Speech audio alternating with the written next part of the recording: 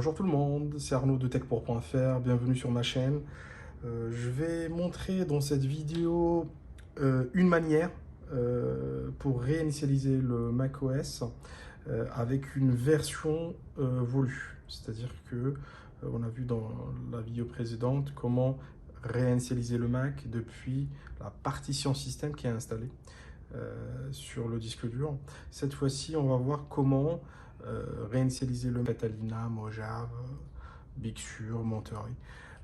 Du coup, je vais partir sur une clé USB. D'ailleurs, elle est offerte pour tout achat de MacBook sur notre site techpour.fr. Voilà. On appuie sur Alt ou Option. Donc, sur certains Mac, la touche Alt devient Option. Donc là, si on regarde le touch bar là, de 2018, du coup, voilà, ça a été renommé en Option. Si vous n'avez pas Option, donc vous appuyez sur Alt. Donc, on maintient la touche Alt en français, donc on ne la lâche pas, et on appuie sur Démarrer.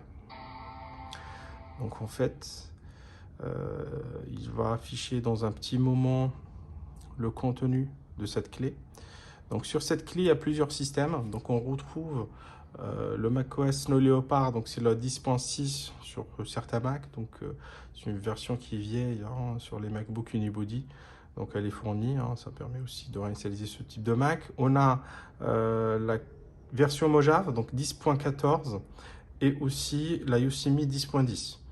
On peut mettre sur cette clé jusqu'à 6 systèmes différents. Donc, dans notre cas, on a 3 systèmes. Donc, je vais sélectionner Mojave. Donc, j'appuie dessus. Et là, il va charger le contenu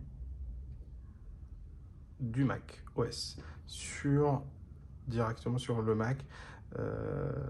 C'est la seule manière aujourd'hui de forcer l'installation d'une version de macOS.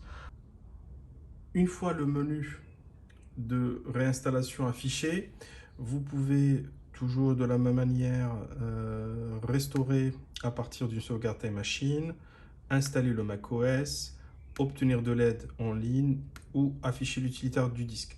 Donc là, on va cliquer sur utilitaire du disque.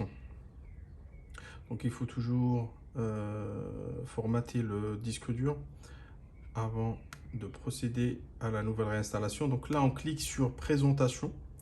Donc c'est sur cette partie-là. Donc c'est tout en haut à gauche. Donc avec cette petite flèche qui est en bas, vous cliquez dessus. Vous avez ce type de menu. Je vais essayer de zoomer comme ça pour vous montrer. Voilà.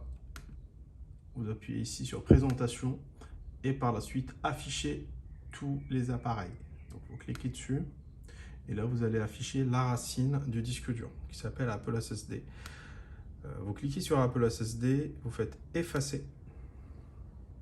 Et là, vous pouvez lui donner un nom, donc Macintosh SSD. On laisse macOS étendu journalisé au APFS. Donc, moi, je conseille toujours le format de fichier APFS. Il apporte plus de sécurité et il est plus rapide aussi. Par la suite, il y a certains Mac sur des MacBook Unibody qui ne prennent pas le APFS parce qu'ils ne prennent pas la version High Sierra, parce que le APFS est sorti à partir de High Sierra.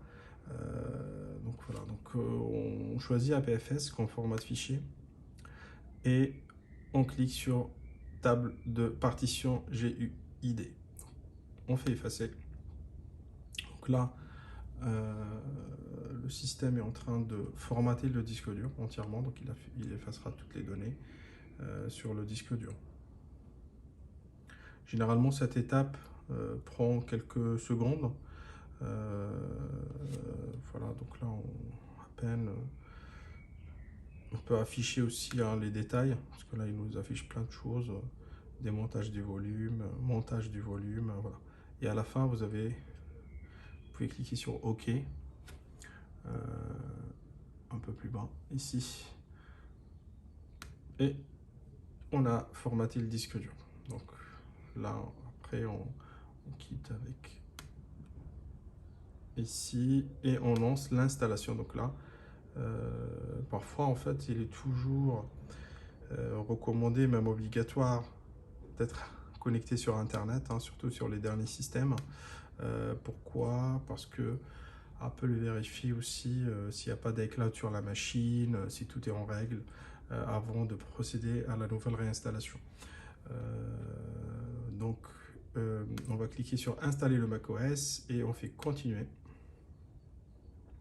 Donc là, vous allez remarquer que cette étape prend généralement aussi quelques petites secondes parce qu'il consulte les serveurs Apple pour dire est-ce que tout est en norme, tout est en règle par rapport à l'iCloud ou d'autres choses.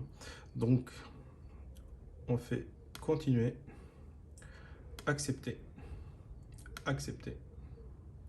Et là, on a notre disque dur qui est formaté APFS qui est affiché. Donc, on peut le sélectionner. Ça, c'est les disques de ma clé, hein, parce qu'en fait, elle est formatée pour contenir plusieurs systèmes. Donc, on va cliquer sur Macintosh SSD, on fait installer. Il est toujours recommandé de brancher le câble secteur sur le Mac. Une installation depuis une clé USB prend généralement allez, une demi-heure maxi.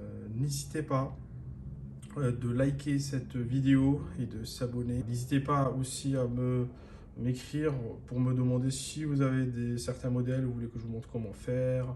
Voilà. Je vous dis à très bientôt dans une autre vidéo.